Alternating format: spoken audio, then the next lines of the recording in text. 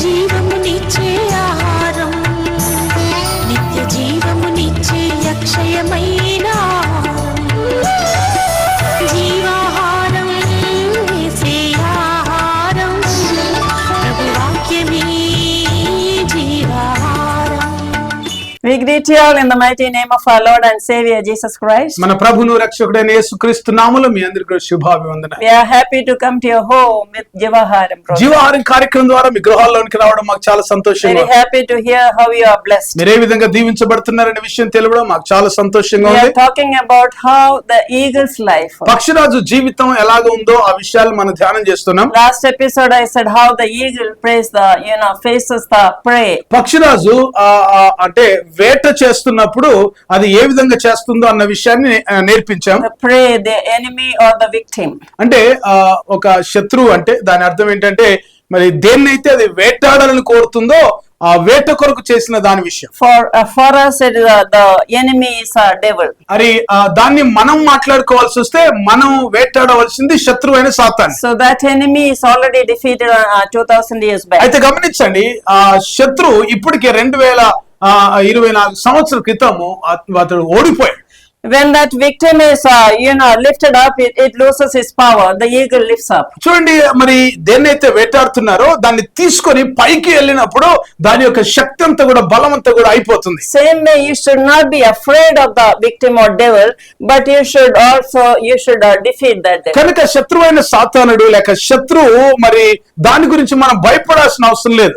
అది బలహీనమైందే, మరి దాన్ని పట్టుకొని ఆ విధంగా పైకి వెళ్ళినప్పుడు దాని శక్తి అంతా కూడా నిర్వీర్యం అవుతుంది, గొప్ప విజయాన్ని మనం పొందుకుంటాం. In the Old Testament we see that the enemies were physical enemies like people. పాత నిబంధన కాలంలో గనుక మనం గమనిస్తే శత్రువులు మరి మనుషులుగా అంటే శారీరక రీతిగా ఉన్న వ్యక్తులనే శత్రువులుగా పిలిచారు. And they used to fight and kill them. వాళ్ళు పోరాడతారు, యుద్ధం చేస్తారు, చంపేస్తారు. But for us Jesus said, love your enemy, pray for them. అయితే మనకు యేసు ప్రభు చెప్పిన గొప్ప విషయం ఏంటంటే శత్రువుల కొరకు ప్రార్థన చేయండి, వారిని క్షమించమని చెప్పారు. So same way we had to have only one enemy, that's the devil. అయితే మనం కలిగి ఉన్న ఒకే ఒక శత్రువు సాతానుడు.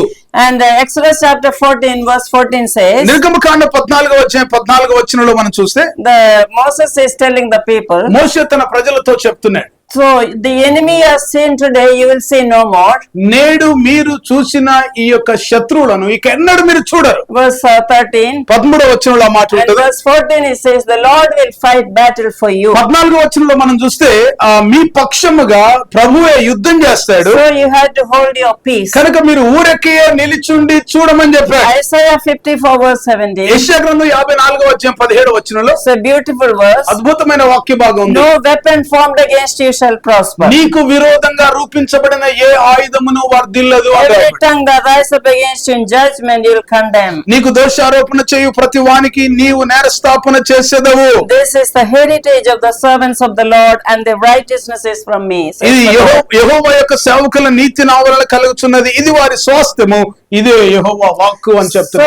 So we'll see an example how in Old Testament there is a wonderful man of God called Jehoshaphat. చూడండి, పాత నిబంధనలో జరిగిన అనేకమైన సంఘటనలు మనం గమనిస్తూ ఉంటున్నప్పుడు ఇక్కడ ఒక అద్భుతమైన వ్యక్తి, ఒక రాజు మనకు కనబడతాడు. ఆయన పేరు యెహోషాపాత్. This Jehoshaphat was a very good man. వాస్తవానికి ఈ యెహోషాపాతు చాలా మంచి రాజు ఉన్నాడు. He was 35 years old when he became a king. ఆయన రాజుగా ఉన్నప్పుడు 35 సంవత్సరాల వయసు కలిగిన వాడు. And he ruled for 25 years. 25 సంవత్సరాలు ఆయన పరిపాలన చేశాడు. And there was peace in the land. దేశం అంతట్లో కూడా గొప్ప మేలు లేకపోతే ఒక నెమ్మది కలిగిన పరిస్థితులు ఉన్నాయి. We will see how he defeated the enemy. శత్రువును ఏ విధంగా ఓడించాడు, జయించాడో మనం చూస్తాం. Jehoshaphat mother's name is given here. చూడండి, యెహోషాపాతు యొక్క తల్లి పేరు ఇక్కడ ఇవ్వబడింది. Azubah is the mother of Jehoshaphat. యెహోషాపాతు తల్లి పేరు అజుబా.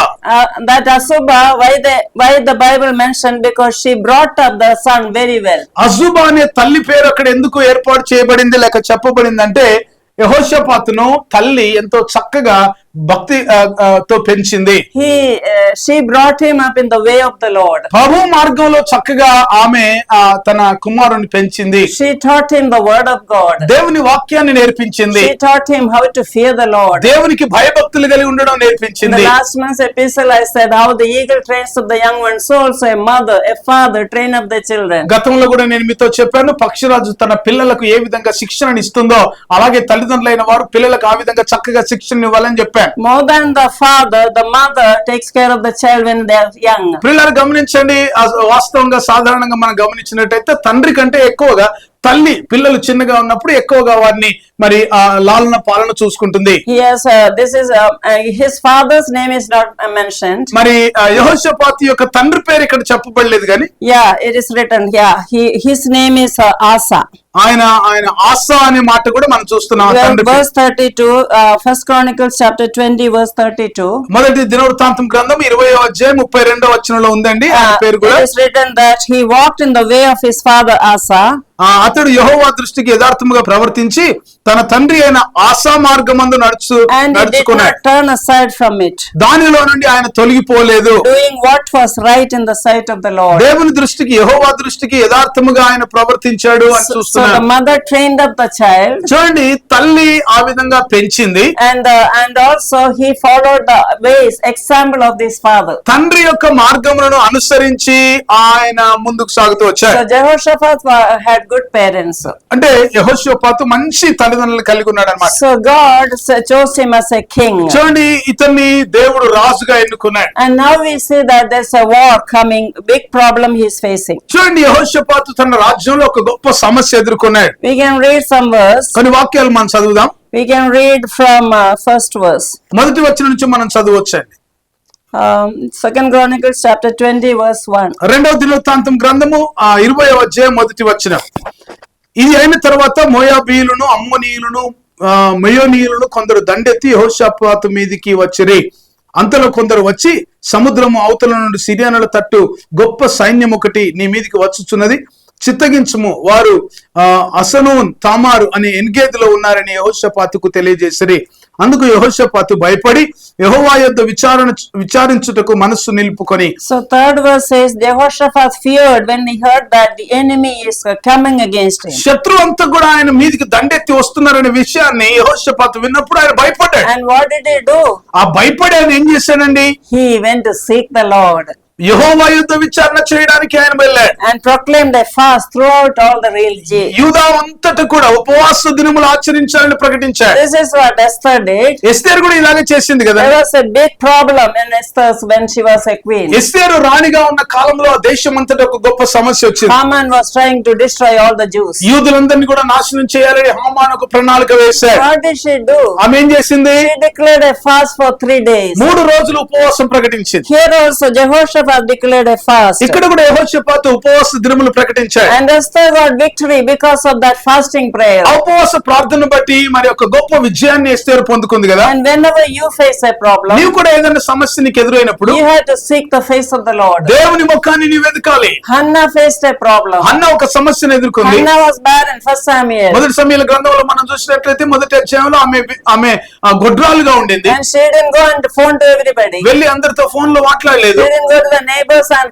complain. ఇరుగు పొరుగు వారి దగ్గరికి వెళ్ళి కంప్లైంట్ చేయలేదు. She didn't even complain to her husband. భర్తతో కూడా ఆ విషయాలు ఎక్కువ Husband said, బాధపడలేదు. I'm more than 10 sons to you. భర్త అంటాడు, అమ్మా నేను 10 మంది కుమారుల కంటే నేను ఎక్కువ కాదా అంటాడు. I love you so much. Why do you grieved? నీవెందుకు ఇంతగా బాధపడుతున్నావు, నీవెందుకు ఇంతగా దిగులు పడుతున్నావు అని She did not ఆలోచిస్తున్నాడు. answer anything. అయితే ఏం చెప్పలేదు ఈమె. She went and knelt before the Lord. దేవుని ఎదుట మోకరించింది. Dear people of Priya God, దేవుని ప్రజలారా, when problem arise in your family, సమస్య నీ కుటుంబంలో ఎదురైనప్పుడు, in your life, నీ జీవితంలో in your ఎదురైనప్పుడు, nation, నీ దేశంలో you ఎదురైనప్పుడు have to seek the face of the Lord. ప్రభు ముఖాన్ని నువ్వు వెతికేవారుగా ఉండాలి.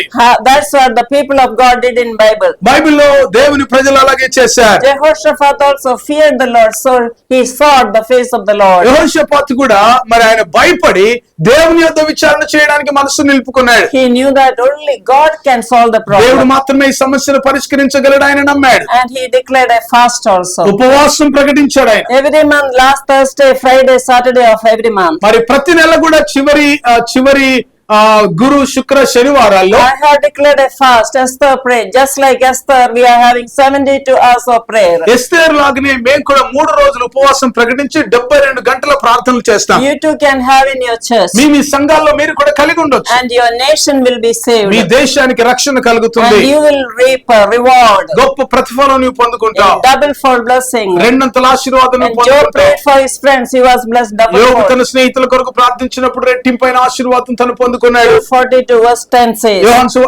యోబు గ్రంథం 42వ అధ్యాయం 10వ వచనంలో మాట ఉంటుంది. Same way we will see how he got victory. చూడండి ఏ విధంగా ఇతను గొప్ప విజయం పొందుకున్నాడో మనం ఇక్కడ చూస్తాం. And 6th verse says. 6వ వచనంలో మనం చూస్తే How he prayed we will read. ఆయన ఎలాగ ప్రార్థన చేశాడు అన్న ప్రార్థన యెహోషాపాతు ప్రార్థన మనం చదువుదాం. O Lord God of our fathers, మా పితరుల దేవా యెహోవా, are you not God in heaven? నీవు ఆకాశమందు దేవుడవై ఉన్నావు. And do you not rule over the kingdoms and the nations? నీవు అన్యజనుల రాజ్యములను ఏలువాడవు నీవే కదా. And in your hand is there not power and might that no one is able to withstand you? నీవు బాహుబలము గలవాడవును, మరి పరాక్రమమును గలవాడవును, నిన్ను ఎదిరించుటకు ఎవనికి బలము చాలదు. Are you not a God who drove out the inhabitants of this land before your people Israel and gave it to the descendants of Ephraim, your friend forever? నీ జనులైన ఇశ్రాయేలీయుల ఎదుట నుండి ఈ దేశపు కాపురస్తులను తోలివేసి నీ స్నేహితుడైన అబ్రహాము యొక్క సంతతిని దీనిని శాశ్వతముగా నీకిచ్చిన మా దేవుడవు నీవే.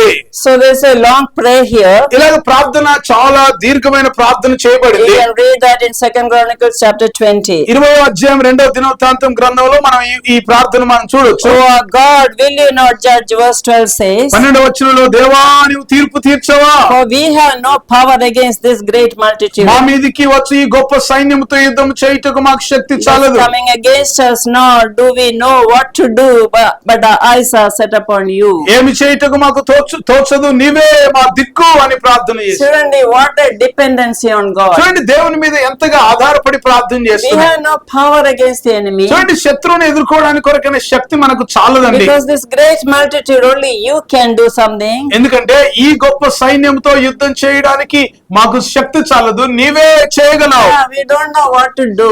ఏమి చేయుటకు మాకు తోచుటలేదు. Please Lord, you come against them. దేవా వారికి విరోధంగా మీరే వచ్చి యుద్ధం చేయండి. You do something for them. ప్రభువా వారికి మీరే ఏదో ఒకటి చేయండి. Now Judah, 13th verse. 13వ వచనంలో మనం చూస్తే Judah with their little ones, their wives and their children stood before the Lord. యూదా వారందరూ తమ శిష్యులతోను భార్యలతోను పిల్లలతోను యెహోవా సన్నిధిని నిలువబడిరి. Children, with your family. కుటుంబాలతో కలిసి You have to seek the face of the Lord with your me family. కుటుంబాలతో కలిసి దేవుని ఎదుట మీరు Your నిలబడాలి. husband and wives and little ones and everybody standing before God. భార్యలు భర్తలు పిల్లలు అందరూ దేవుని ఎదుట నిలవాలి. 14th verse, అప్పుడు ఏం జరిగింది? 14వ వచనంలో మనం చదువుదాం ఏం జరిగిందో అప్పుడు. When the spirit of the Lord came upon Jesiel, the son of Zechariah.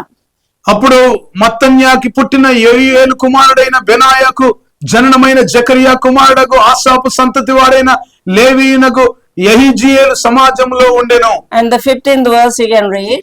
యెహోవా ఆత్మ అతని మీదికి రాగా అతనిలాగు ప్రకటించెను, యూదావారులారా యెరూషలేము కాపురస్తులారా యెహోషాపాతు రాజా మీరందరూ ఆలకించుడి.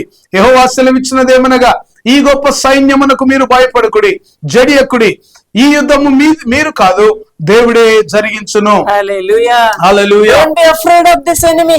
ఈ శత్రువుకు నువ్వు భయపడొద్దు. You should not be afraid of fear. నువ్వు భయపడొద్దు, జడియొద్దు. That's what Joshua, he told Joshua also. యెహోషువతో కూడా అదే మాట Do not చెప్పాడు. be afraid of their faces. వారిని చూచి నువ్వు జడియకు భయపడకు అని I am చెప్పాడు. with you. నేను నీకు తోడై So ఉన్నాను. I want the people of God, you have to rest. You give your fear and all the problems in the hand of God. దేవుని ప్రజలారా ఈ మాట జాగ్రత్తగా వింటున్నారా? మీకున్న సమస్యలు, మీకున్న ఆందోళన, మీకున్న పరిస్థితులన్నీ కూడా దేవుని మీద వేసి And మీరు విశ్రాంతి కలిగి you ఉండాలి. start resting and you start obeying. You start doing the work of the Lord. ఆయన మాటకు విధేయత చూపండి, ఆయనకు లోబడండి, ఆయన క్రింద ఉండి ఆయన పని మీరు చేస్తూ వెళ్ళండి. And see once again verse 17. 17వ వచనాన్ని ఒకసారి మళ్ళీ చూద్దాం. You will not need to fight this battle. Position yourselves.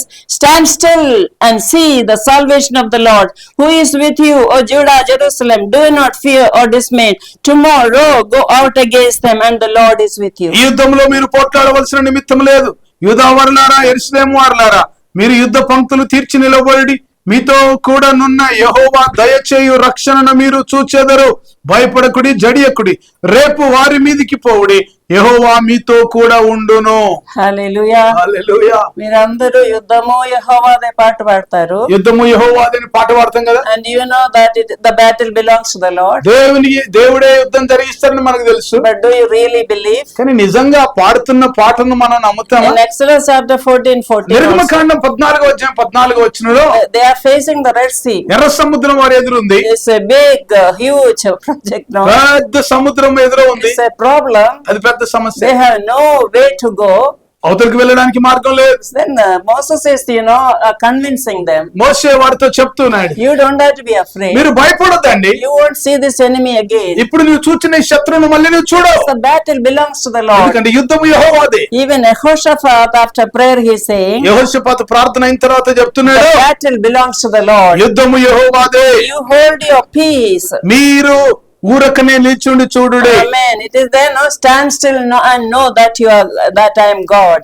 ఊరకుండి నేనే దేవుడనని తెలుసుకొనుడు అనే వాక్యం ఉంది కదా. God is telling, stand still, some of you here. మీలో కొంతమందికి ప్రభు చెప్తున్నాడు, మీరు ఊరికే నిలుచుండి దేవుడు చేసే కార్యాలు చూడండి. Honestly, we run here and there. అనవసరంగా అటు ఇటు పరిగెత్తుతాం. Honestly, we get all frustrated. అనవసరంగా మనం చాలా కృంగిపోతాం, ఆందోళన పడతా ఉంటాం. But God is telling, stand still. దేవుడు మాట్లాడుతున్నాడు, ఊరికే నిలుచుండి Just చూడండి. believe Him. ఆయన యందు నమ్మిక. Just trust Him. ఆయన యందు నమ్మిక. He is fighting battle on your behalf. ఆయన మీ పక్షంగా యుద్ధం చేస్తాడు. And finally, we see that చివరికి మనం చూసేది ఏంటంటే how he got win. ఏ విధంగా అతను జయం పొందాడో చూస్తాం. We will see 22 verse. 22వ వచనం చూద్దాం. When they began to sing and praise, the Lord set ambush against the people of Ammon, and then they were defeated. 22వ వచనంలో వారు పాడుటకును స్తుతించుటకు మొదలు పెట్టగా యెహోవా యూదా వారి మీదికి వచ్చిన అమ్మోనీయుల మీద, మోయాబీయుల మీద, షెయీరు మన్యవాసుల మీద మాటుగాండ్రను పెట్టింది గనుక వారు హతులైరి. And 24th verse. 24వ వచనంలో we can see that everybody was fallen, no one had escaped. చూడండి, ఎవ్వరు కూడా విడిచిపెట్టబడకుండా అందరు కూడా యూదా వారు అరణ్యమందు కాపురుల దుర్గము దగ్గరికి వచ్చి సైన్యము తట్టు చూడగా వారు శవములై నేల పడి ఉండిరి, ఒక్కడును తప్పించుకొనలేదు. No one had escaped. ఒక్కడు కూడా తప్పించుకోలేదండి. What a great victory. ఎంత గొప్ప విజయం. First of all, he sought the face of God. యెహోషాపాతు మొట్టమొదటిగా దేవుని యొక్క ముఖం వెదికాడు. And then he gathered all the family members. ఆ తర్వాత కుటుంబాలన్నిటిని సమకూర్చాడు. Everybody fasted and prayed. అందరూ కూడా ఉపవాసం ప్రార్థన చేశారు. And then he started singing praises. ఆ తర్వాత వారు స్తుతించి ఆరాధించడం మొదలు పెట్టారు. And then all the enemy was defeated. అప్పుడు శత్రువు అంతా కూడా నాశనం అయిపోయాడు. Not even one escaped. ఒక్కరు కూడా తప్పించుకోలేదండి. So there is power in prayer. పిల్లల ప్రార్థనలో శక్తి ఉంది. There is power in praise. స్తుతిలో శక్తి ఉంది. Everybody lift your hands. అందరూ చేయి పైకెత్తి దేవుని స్తోత్రం చెప్పండి. మీ కొరకు ప్రార్థన చేస్తున్నారు అందరూ కూడా. అవును ప్రభువా, అనేక మంది జీవితాల్లో ఉన్న పోరాటాలకి రోజు మీరు మాకు నాయన విరుగుడు మాట్లాడి ఉన్నారు కనుక మీకు స్తోత్రం చెల్లిస్తున్నా. నువ్వు సర్వశక్తిమంతుడైన దేవుడు, భూమి ఆకాశం సృష్టించిన దేవుడు. యెహోషాపాతు చేసిన ప్రార్థనను మేము చేస్తున్నా. ఈ రోజు ప్రభువా తన కుటుంబాల్లో ఉంటున్న ప్రతి విధమైన శత్రువు యొక్క పన్నాగం యేసు నామములో లయమైపోవును గాక. ప్రార్థన చేయట ద్వారా, స్తుతించుట ద్వారా శత్రువుల మధ్య మాటుగాండ్రలను పెట్టి వారిని నాశనం చేసినట్టుగా శత్రువు మాకు తెలియకుండానే మా మీద దాడి చేయడానికి ప్రయత్నం చేస్తున్న ప్రతి శత్రు అదృశ్యమైన దేవుని యొక్క హస్తం వారి మీదకి వచ్చి వారు నశింపబడుదురు గాక. దేవుని కాపుదల తన ప్రజల మీదకి ఉండును గాక. అవును ప్రభు, మేము ఒప్పుకుంటున్నాం, మా బలహీనత మేము ఒప్పుకుంటున్నాం, మా శక్తి చాలదు, నీవే మా దిక్కై ఉన్న దేవుడో మీకు స్తోత్రం చెల్లిస్తున్నాం. ఆధారమై ఉన్న దేవుడో మీకు స్తోత్రం, ఆశ్రయమైన దేవుడో మీకు వందనాలు. యెహోవా నిస్సి మా జయధ్వజమై ఉన్నావు మీకు స్తోత్రం. యెహోషాపాతు తన సైన్యానికి ఇచ్చిన గొప్ప విజయం బట్టి అలాగే మా జీవితాల్లో కూడా గొప్ప విజయాన్ని మేము పొందుకొని స్తుతించుదుము గాక. అటు కృప దయచేయండి. వాక్యం అందించిన మీ దాసురాలు మీరు అభిషేకించి ఇంకను వాడుకొనమని, ఇంకా వాక్యం వింటున్న వారిలో, వీక్షిస్తున్న వారిలో ఎవరైనా రక్షణ పొందకుండా ఉంటే యేసు నిజ రక్షకుడు దేవుడని ప్రభు అని వారు గ్రహించి ఒప్పుకోవడానికి సహాయం చేయండి. దేవ, అనారోగ్యంతో వారిని ముట్టి స్వస్థపరచండి, బలహీనలను బలపరచండి. మీరే గొప్ప కార్యములు జరిగించి మహిమ పొందమని యేసు నామములో ప్రార్థిస్తున్నాము తండ్రి. ఆమేన్. God bless you all. దేవుడు మిమ్మల్ని దీవించును గాక. Next time in the next episode. వచ్చే ఎపిసోడ్ లో మళ్ళీ కలుసుకుందాం. ఆధారం నీవేనయ్యా, నాకు ఆధారం నీవేనయ్యా. కాలం మారినా, కష్టాలు తీరినా,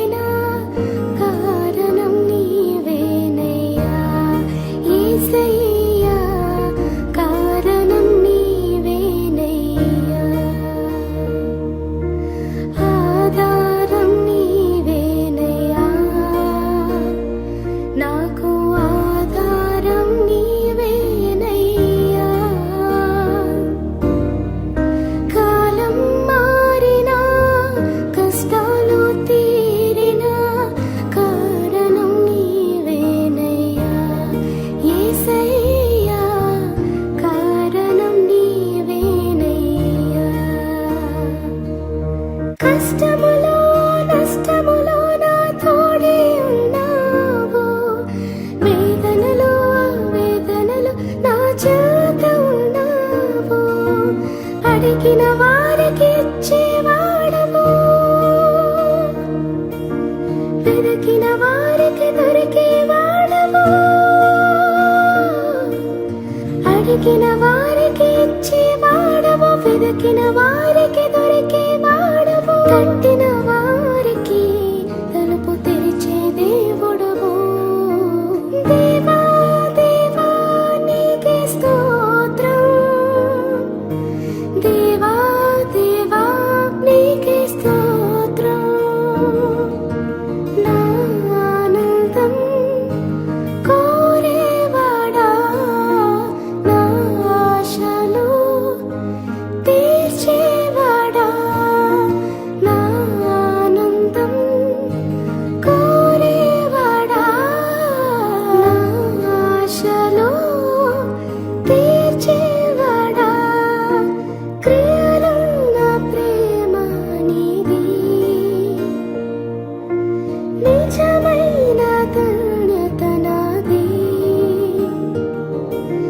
క్రియలున్న ప్రేమ నీది, నిజమైన ధన్యత నాది. యేసయ్యా యేసయ్యా యేసయ్యా యేసయ్యా యేసయ్యా